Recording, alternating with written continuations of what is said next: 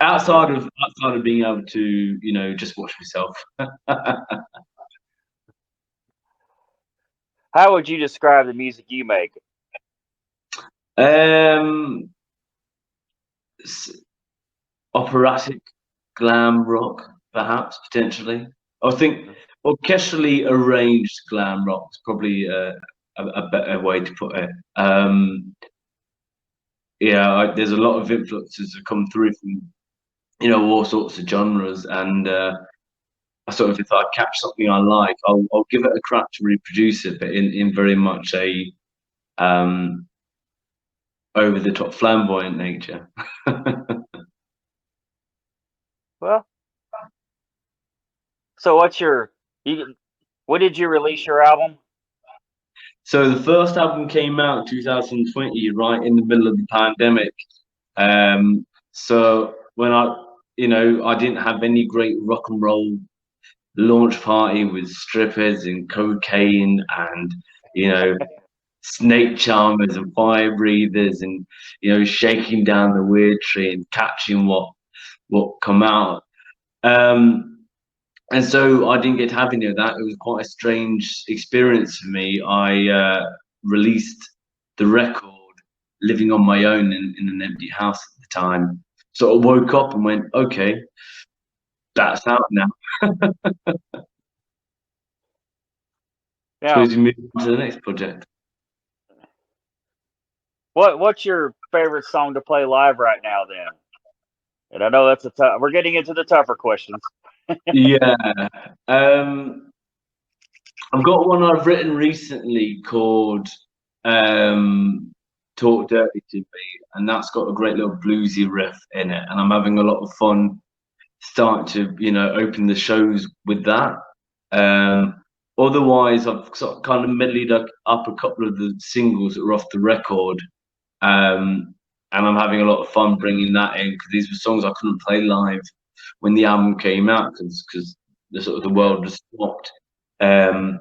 So probably those ones are the ones I'm most enjoying knocking about with at the Yeah, because you couldn't play them out. moment. So where can we hear "Talk Dirty to Me"? Nowhere yet, except for Damn. Joe and the north of England. But it is on the list of a track to be cut in a studio here in the next probably month or 6 weeks, and to have out before the end of the year. So "Talk Dirty to Me" will be out before the end of the year. That Right on. I can assure the listeners of. Well, where all have you've been at it a while? You started before the pandemic. I know. I've looked it up. Um, you've been at it. Where all have you toured and performed? So around like toured around Australia, um, in back 2015 when I was just a young 18-year-old with more ambition than talent. Um, then later on in 2015, I toured around Asia for the first Oh wow. time. Yeah, which was amazing, and got to play in some.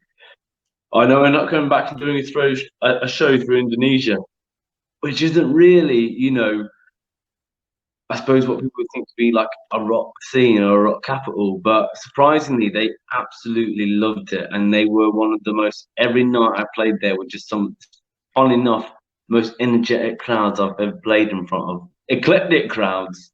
I remember one show I played was at a festival, and there was a snake charmer on before as a warm up act before I got on, and in the crowd I could see him with the snake around his neck, uh, just watching the show in this, like outdoor festival, which was the strangest thing to be looking at, And I knew in the boxes behind me next to the amps were pythons and stuff like that. So I didn't dance too much on stage. I didn't move around too much in fear of kicking one off the back of the stage. But that was brilliant. That, and then to Australia a couple of more times in there.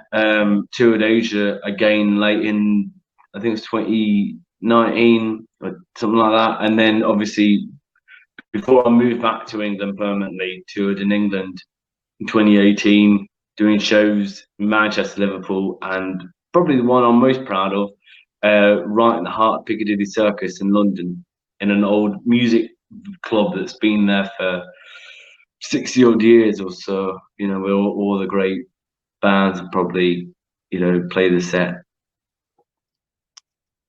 Wow. I mean, touring Australia, that Australia's freaking huge. How Yeah, how yeah. how, how long did that take? I had a slight advantage that I was living in Australia at the time. But, I was living in Melbourne then. Um, and the next major city is obviously Sydney. And there's no in between, really. And it's a 9-hour drive. That's without stops. And as I said, there's no in between. And those are long gigs.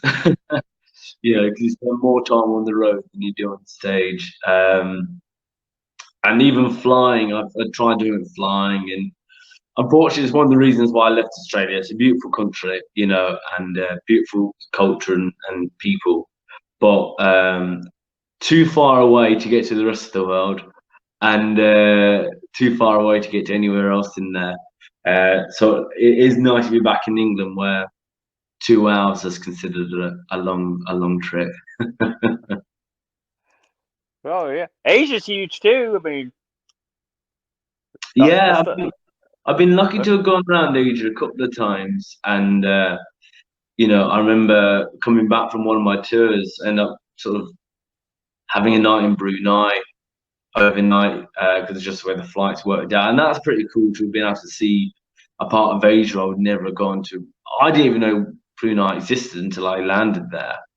And likewise, I spent some time in Singapore because of it, and it's amazing how many little like countries and stuff are scattered around the Asia area. man. You've done a lot. I probably spent more time in planes and hotels already than I probably need to at my age. But I love it. It means I don't have to do any cleaning. Well, what would you say your favorite show you ever played was so far? Ooh, that is a good one, Rob. Um, I think the show in Asia with the snake charmers in the crowd was a unique one. I've got a photo of it somewhere. Um, I'll see if I can track it down for you to get across the socials. Probably the show in London was a highlight. That was like the first. That was like the show where I thought, oh, okay, I've made it. I might be all right in this caper. I might be a half decent musician. Um, a strange show, but that was an important one, I think, for me. That was a you're on the right track. But probably favorite show I've ever done overall. Um, it's almost hard to say, really.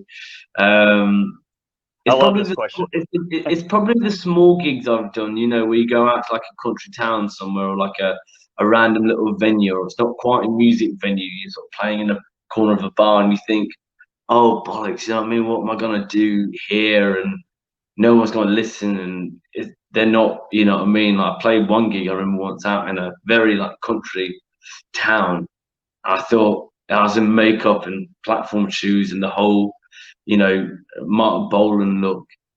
And but they loved it. They absolutely loved it. So my favorite shows have probably been they're almost the unexpected ones, really, because they're the ones where there is no pressure, and maybe you perform better. But they're also the most nerve wracking because you don't know if you're going to die. Yeah. Well, here's a counter question, and probably my favorite question. What is your least favorite show? Oh, oh, actually, no, I can answer that one quite quickly.